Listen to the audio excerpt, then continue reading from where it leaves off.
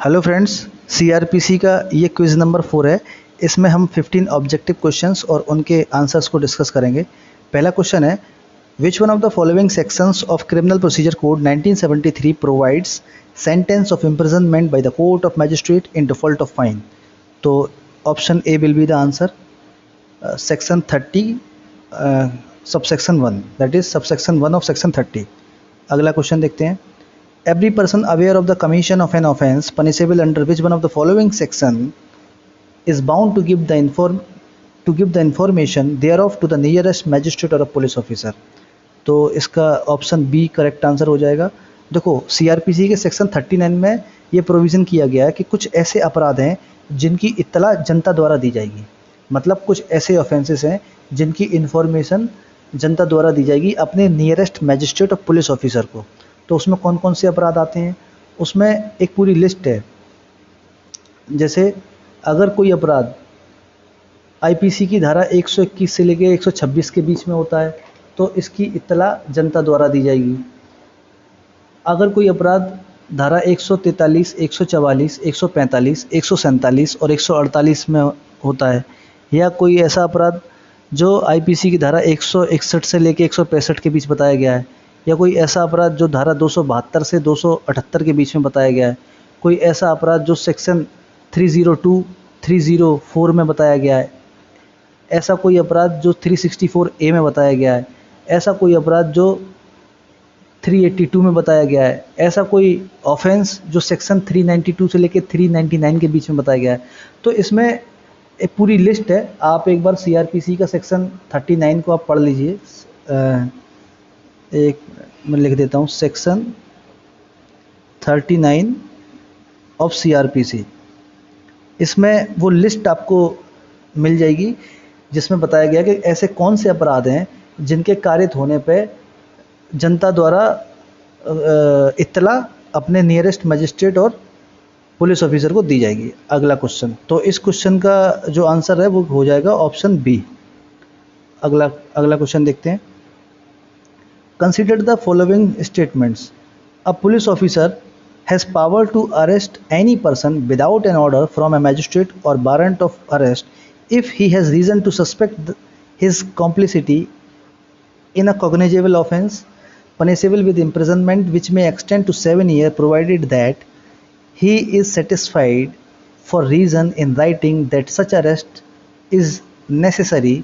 पहला पॉइंट है, to prevent such person from committing any further offence, for proper investigation of offence, to prevent such person from tampering with or causing the evidence of the offence to disappear।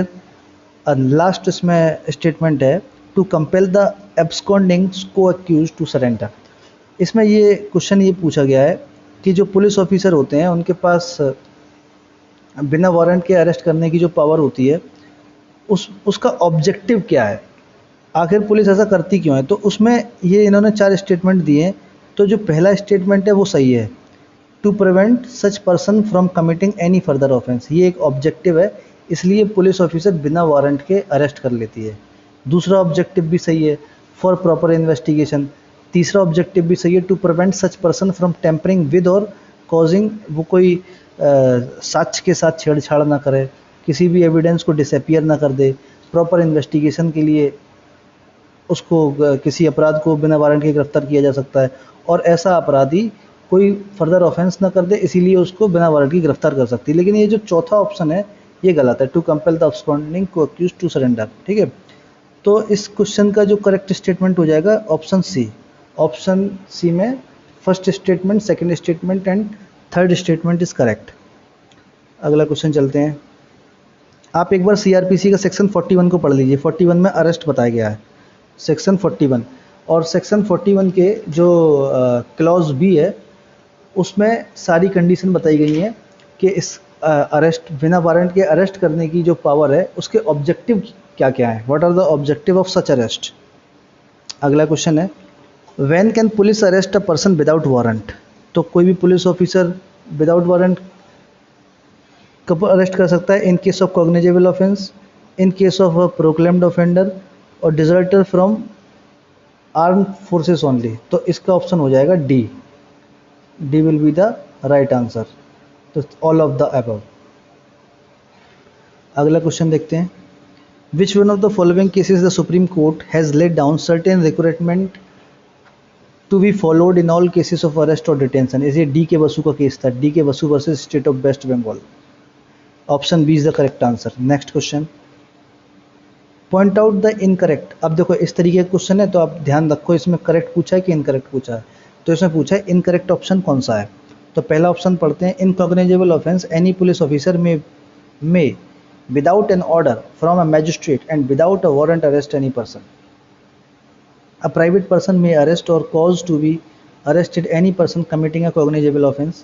An executive magistrate may arrest the offender when the offence is committed in his presence or and within his jurisdiction. तो option C भी correct है as per section 44, option B भी correct है as per section 43 of CRPC in cognizable offence, और ये भी correct है as per section 41 of CRPC। तो ये तीनों ऑप्शन सही हैं। तो आपसे पूछा गया है इनकरेक्ट, तो इसमें एक भी ऑप्शन इनकरेक्ट नहीं है, तो option D will be the correct answer, that is none of the above. Next question देखते हैं, under CRPC police officer may arrest any person without an order from a magistrate and without a warrant. पहला option है who commits a cognizable offence in the presence of a police officer. Next question है who has been proclaimed as an offender either with this code or by order of the state government. Next question है who obstruct a police officer while in the execution of his lawful duty, और last option है इन above all circumstances। तो इस question का D option सही हो जाएगा, सारे ही सर्कमस्टांसेस में जो पुलिस ऑफिसर है वो बिना वारंट के अरेस्ट कर सकता है, तो D will be the answer. अगला क्वेश्चन है, arrest of a person is covered under chapter of code of criminal procedure 1973। कभी कभी इतने इजी क्वेश्चन भी आ जाते हैं, तो चैप्टर 5 में बताया गया है ना। B option is the correct answer. Every police officer on making arrest has to forth with give information regarding such arrest and the place from where the person was arrested। अब इसके option है to the magistrate of the area, to the complainant oblique victim, to the friend relative और such other person disclose the community. तो इसका C option इसका correct answer हो जाएगा। जब कोई पुलिस ऑफिसर किसी को अरेस्ट करता है तो वो जो इन्फॉर्मेशन है वो किसको दी जाती है, मतलब जो अरेस्टेड पर्सन है वो किसे इन्फॉर्म करेगा, वो इन लोगों को इन्फॉर्म कर सकता है, अपने फ्रेंड को, रिलेटिव को, या कोई ऐसा पर्सन, और such other person disclose nominated by the, जिसको नॉमिनेट किया हो अरेस्टेड पर्सन ने। ठीक है, अगला क्वेश्चन देखते हैं, indicate the correct statement regarding the rights of an arrested.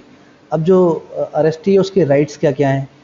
A person arrested without warrant has right to, अब उसके अधिकार देखते हैं क्या क्या है। पहला है be informed of the particulars of the offence for which he is arrest, बिल्कुल सही बात है, किस ग्राउंड पे उसे अरेस्ट किया गया ये बताया जाएगा।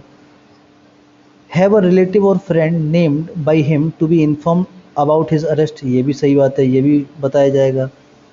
अगला है have an advocate of his choice remain present through out interrogation, बिल्कुल ये भी सही बात है, उसे अपने इंटेरोगेशन के दौरान अपने पसंद की एडवोकेट अपॉइंट कर सकता है।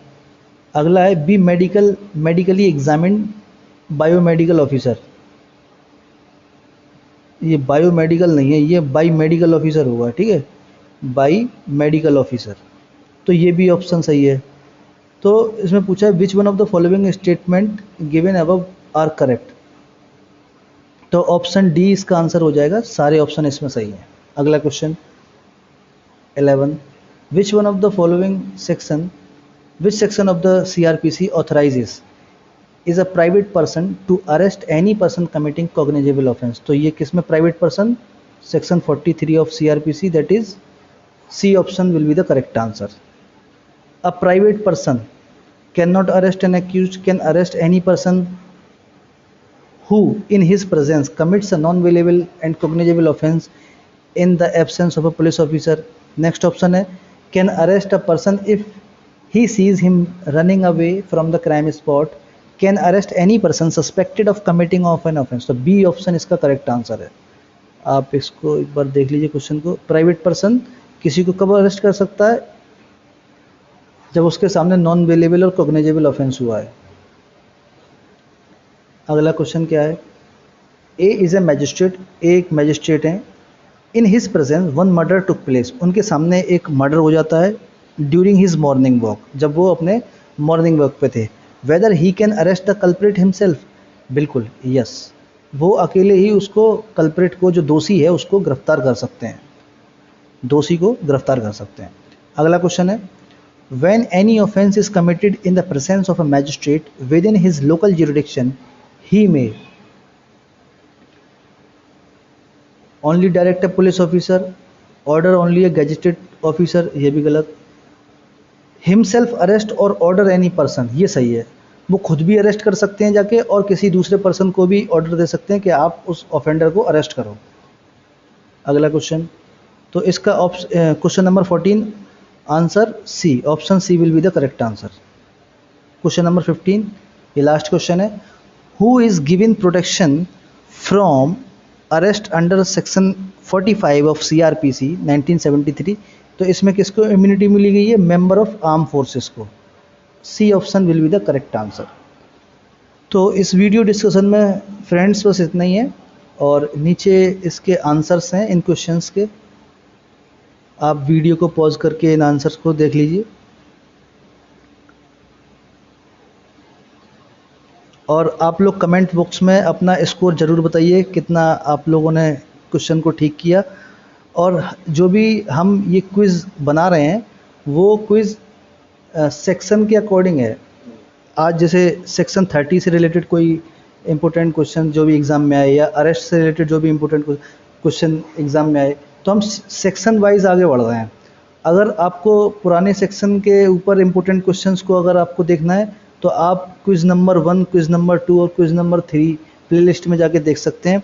और अगर आपका कोई सजेशन हो तो वो कमेंट बॉक्स में बताइए कि 15 क्वेश्चन अगर आपको लगता है कि कम क्वेश्चंस हैं, क्वेश्चंस को इंक्रीज़ करना चाहिए क्विज़ में, जैसे 20 क्वेश्चन की क्विज़ हो या 25 क्वेश्चन की क्विज़ हो, तो वो भी आप कमेंट बॉक्स में बता सकते हैं। तो अगर आपको वीडियो अच्छी लगी हो तो आप लाइक कीजिए, शेयर कीजिए, सब्सक्राइब कीजिए। तो इस वीडियो डिस्कशन में बस इतना ही है। Thank you for wait.